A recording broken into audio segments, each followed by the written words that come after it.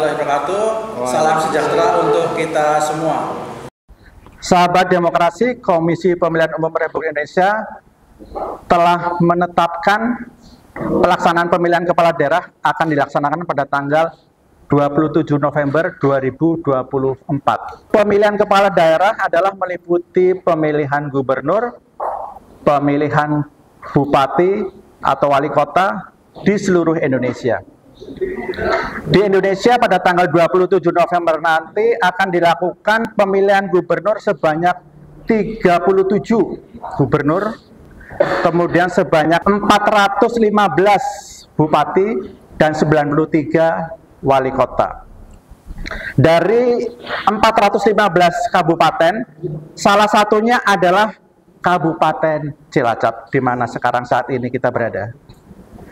Kemudian sahabat demokrasi, sesuai dengan Undang-Undang Pemilihan Kepala Daerah, partai politik yang bisa melaksanakan atau mengajukan calon bupati atau wakil bupati adalah partai politik yang mempunyai anggota legislatif minimal 20%. Kalau di Kabupaten Cilacap 10 anggota DPRD, atau juga partai politik yang mempunyai suara 25% pada pemilihan umum sebelumnya. Jadi pada pemilihan umum 14 Februari yang lalu.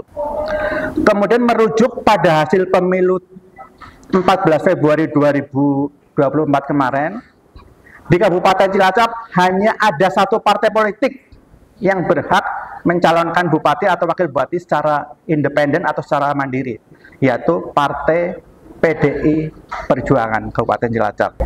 Sahabat demokrasi, untuk mengetahui bagaimana kesiapan Partai Demokrasi Indonesia Perjuangan dalam rangka mencalonkan bupati, bersama saya saat ini hadir Ketua DPC PDI Perjuangan Kabupaten Cilacap, Bapak Taufik Nur Hidayat. Selamat siang, Bapak. Selamat siang, Mas. Bagaimana kabar Pak Taufik?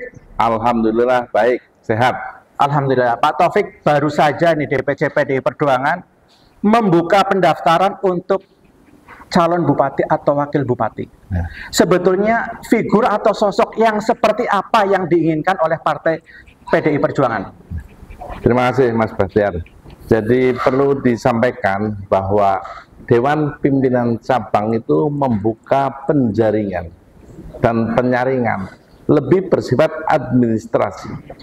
Kemudian nanti kita akan serahkan, kita laporkan kepada Dewan Pimpinan Pusat melalui Dewan Pimpinan Daerah. Maka saat nanti turun rekomendasi calon bupati dan calon wakil bupati dari calon ini, nanti 100% itu domain DPP. Artinya kajian figur semacam apa yang tepat nanti kewenangannya DPP.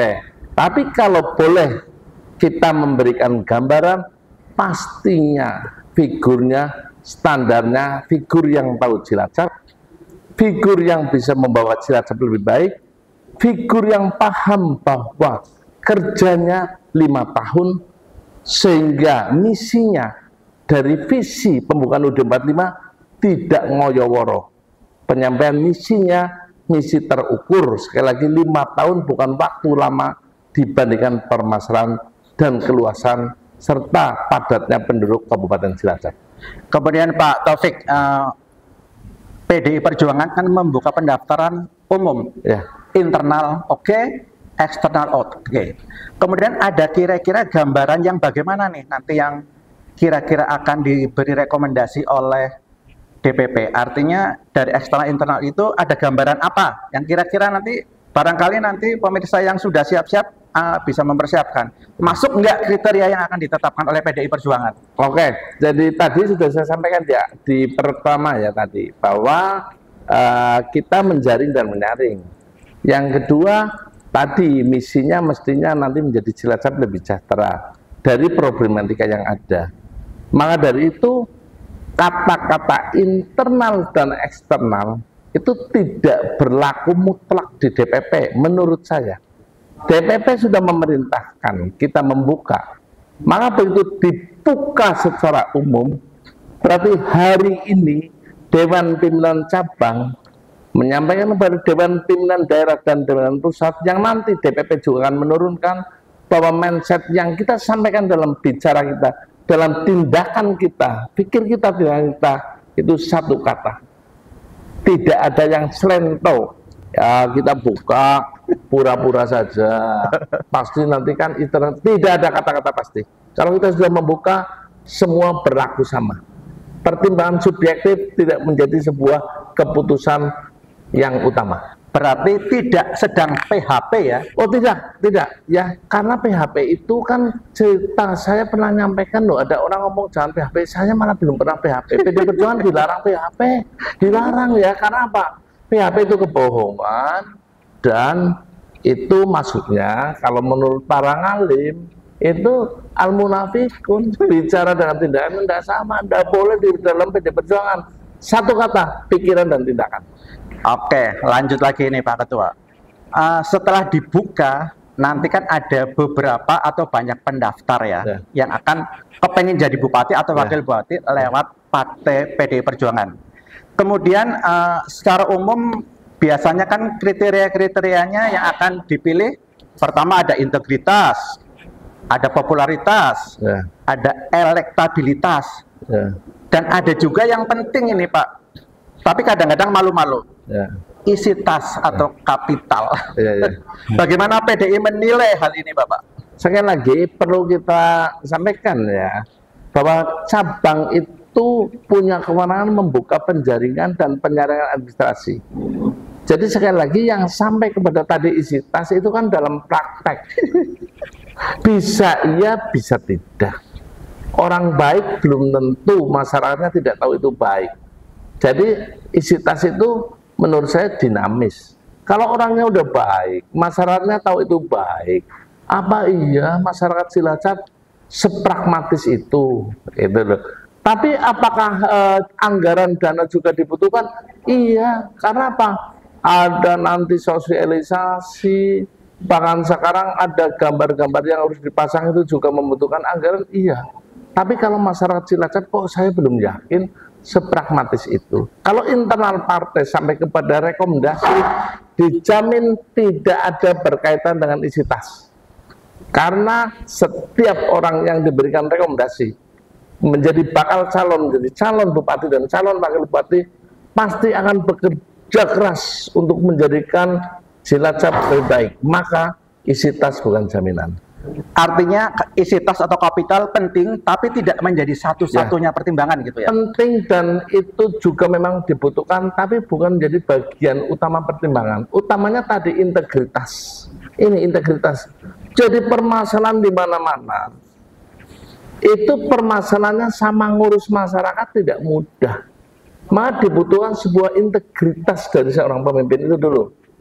Kalau sudah berintegritas yang tinggi, ide gagasannya tinggi, ini ya, bupati itu pejabat publik, maka regulasi memberikan ruang, hei kau jadi bupati, tapi kau punya kemampuan terbatas, tapi rakyatmu senang ke kamu, maka kamu saya kasih pembantumu dari Sekda sebagai ketua tim anggaran sampai kepada OPD.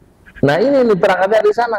Kalau sudah punya komitmen, berintegritas, prosesnya bagus dalam pengangkatan, dalam meritokrasi ASN, itu pasti, maka berangkatnya integritas, pasti Cilacap menjadi lebih baik.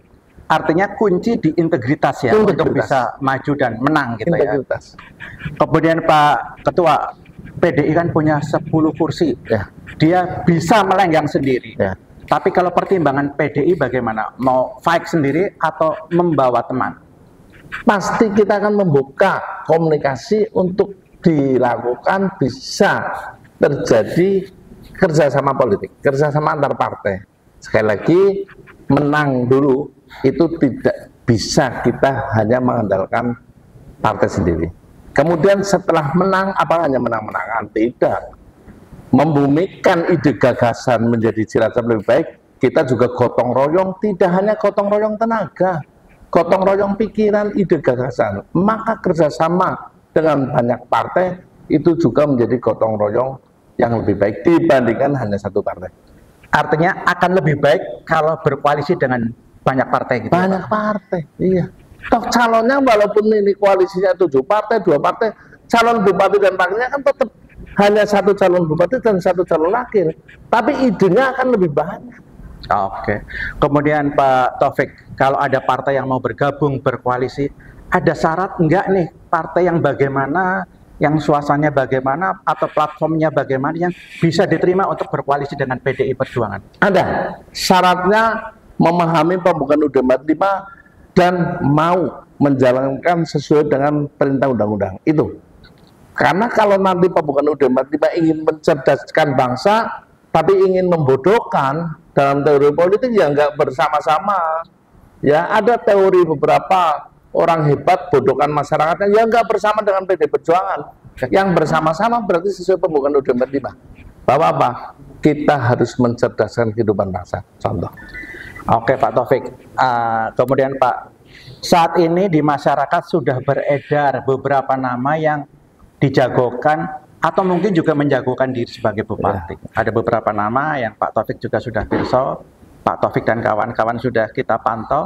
Kalau menurut Pak Taufik sendiri sebagai pribadi, calon-calon tersebut yang menjadi rival dirasa-rasa bagus nih, rame nih, imbang ini, yang mana? Menurut saya semua calon bagus, orang yang ingin mencalonkan bagus. Bahkan saya di kesempatan ini ingin menyampaikan bahwa kita jangan pernah alergi kepada orang yang memberikan sumbangsih pikiran tenaganya menjadi bakal calon. Jangan. Karena pemerintahan kita menggunakan sebuah teori trias politika, Montesquieu.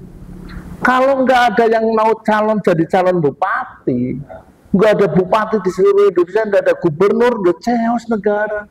Jadi kalau ini ada orang yang ingin menjadi calon, dan ada partai politik yang mau mengusung calon, ini bagian tidak hanya hak, ini kewajiban semua masyarakat Cilacap, masyarakat Indonesia kalau itu untuk presiden, masyarakat Jawa Tengah kalau untuk gubernur, bahwa mengisi calon gubernur, calon bupati itu menjadi kewajiban. Kalau tidak chaos, maknai bahwa mereka semua mau berjuang. Apapun yang ada di dalam pikirannya, urusannya setiap individu dengan Tuhannya. Yang paling dianggap berat calon mana? Hari ini belum ada partai yang fix mengusung calon bupati. Jadi saya belum bisa memprediksi. Hari ini belum ada pertempuran, jadi belum ada cerita. Karena tadi kriteria yang disampaikan Mas Batiar ini kan dinamis sekali. Ada popularitas, orang populer belum tentu disukai. Orang disukai belum tentu juga akan dicoblos. Ini ada elektabilitas, bahkan tadi ditambahkan ada isi tas segala macam. Nah, ini maka dinamika ini sekarang lagi asik-asiknya di Cilacap, dinikmati, diikuti kepada masyarakat Cilacap, nggak usah baper. Siapapun yang ingin bukan ambisius, siapapun yang hari ini ingin berarti kontribusi luar biasa terhadap proses dari pengisian para pemimpin kita. Oke Pak Taufik, sebagai ketua partai terbesar, ketua partai PD Perjuangan Kabupaten Cilacap, bagaimana kesiapan Pak Taufik ini untuk menjadi calon Bupati Cilacap? Kesiapannya Pak Taufik? Ya, perlu saya sampaikan bahwa saya itu dilantik menjadi ketua Dewan Pimpinan Cabang. Tugasnya memenangkan PD Perjuangan. Tugas kedua membumikan ide gagasan PD Perjuangan untuk masyarakat Cilacap di legislatif, dan nanti di eksekutif kita pasti akan memenangkan. Tugasnya di situ. Tugasnya bukan memenangkan Taufik jadi bupati. Maka dalam otak saya, dalam pelaksanaan saya bersama teman-teman Dewan Pimpinan Cabang adalah bagaimana mencari kader bangsa, kader masyarakat, baik internal maupun eksternal yang seperti hari ini kita buka untuk bisa menjadi calon bupati dan bisa kita menangkan, dan kita akan bumikan menjadi Cilacap yang lebih baik itu. Jadi kalau saya cerita tambahan lagi, kader partai dari ketua cabang sampai ranting sama anak ranting, doktrinnya siap dijadikan apapun dan siap tidak ditugaskan apapun. Itu kader oleh partai ya, siap oleh ya. partai. pertanyaannya, siapkah Pak Taufik kalau diperintah oleh partai untuk menjadi calon bupati? Seluruh kader PD Perjuangan doktrinnya siap ditugaskan dan siap tidak ditugaskan. Oke, berarti siap ya, harus siap ya. Seluruh kader siap ditugaskan. Tapi munculnya surat tugas akan mesti dimintai pertimbangan, gambaran, wacana dan segala macam, dan akan dilakukan kajian. Jadi setelah tugas, siapapun tentara itu tugas. Kalau boleh memilih kamu bertugas di Papua, belum tentu semua mau. Tapi kalau sudah tugas kamu di Papua, siap, perasaan subjektif hilang. Oke, kesimpulannya harus siap dan siap ya. Kemudian strateginya apa nih untuk 27 November mendatang? Strateginya calon dari PD Perjuangan pasti satu, kita solid bergerak, tadi disampaikan, bergerak, seluruh kader bergerak. Yang kedua, ini menjadikan bupati, bukan menjadikan ketua cabang PD Perjuangan. Maka ilmu yang dipakai bocor sedikit saja, ilmunya ajur-ajar, harus bisa menyelami masyarakat, menyelami pemilih, dan bersama-sama dengan masyarakat, itu saja. Strategi yang lain rahasia. Oke. Kemudian nih terakhir Pak Taufik, closing statement nih. Masyarakat Kabupaten Cilacap pada tanggal 27 November akan melakukan pemilihan bupati. Kalau Pak Taufik oleh partai ditugaskan, mau menyampaikan apa nih ke masyarakat supaya beliau percaya deh Pak Taufik layak untuk dipilih? Saya sampaikan kepada seluruh masyarakat Kabupaten Cilacap, Bapak, insya Allah yang dilakukan PD Perjuangan cabang Cilacap ini, bicara, tindakan, pikiran kita satu kata. Tidak ada bohong-bohongan. Tidak ada hari ini kita membuka hanya untuk akal-akalan. Hari ini demi Allah tidak akan ada yang tahu, belum ada yang tahu rekomendasi nanti ke siapa. Maka ikuti prosesi ini. Yang kedua, kami mohon dukungan kepada seluruh masyarakat Kabupaten Cilacap untuk mensosialisasi ini. Yang ketiga, pesan kami, berikan masukan kepada bakal calon kami nanti setelah proses pendaftaran. Membangun Cilacap tidak hanya selesai 1 tahun, 5 tahun yang diberikan belum cukup. Maka muncullah semua calon harus mempunyai landasannya, nanti akan membuat ini. Calon itu bukan hanya untuk jadi bupati duduk ini, membuat RPJMD, rencana pembangunan jangka menengah daerah selama 5 tahun. Ini nanti menjadi perda, peraturan perundangan tertinggi di kabupaten, sehingga siapapun bupatinya ini kerjanya terukur. Yang dibutuhkan apa dulu? Tolong beri masukan, tolong berikan, sodorkan masyarakat yang memang bisa menjadikan Cilacap baik. Syaratnya yang berintegritas, dan integritas. Kerja gotong royong dalam ide, pelaksanaannya harus berintegritas. Maka sejak hari ini kami mohon koreksi kami mohon koreksi bakal calon kami, dan kami mohon dukungan, doa, dan semuanya. Terima kasih. Oke, luar biasa Pak Taufik. Sahabat Demokrasi, demikian perbincangan kami dengan Ketua DPC PD Perjuangan Kabupaten Cilacap. Mudah-mudahan acara ini bisa menambah wawasan kita tentang politik, dan tentunya juga lebih bisa mengenal dengan sosok atau figur Pak Taufik Nur Hidayat. Terima kasih, sampai jumpa di lain kesempatan. Assalamualaikum warahmatullahi wabarakatuh. Waalaikumsalam warahmatullahi wabarakatuh. Selamat, terima kasih. Merdeka. Merdeka.